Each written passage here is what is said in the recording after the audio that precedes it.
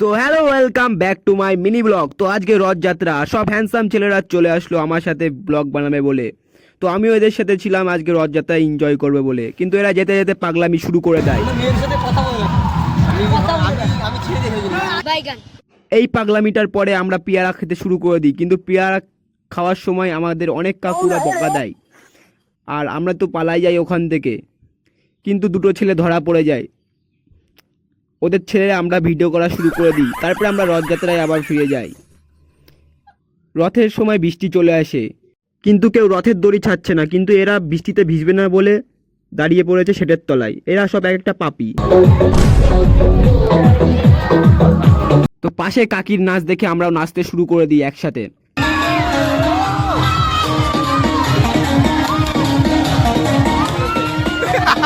এই নাচটা দেখার পরে আমরা প্রসাদ খেয়ে চলে যাই বাড়ি। টাটা, bye bye, see you, next ব্লগে দেখা হচ্ছে।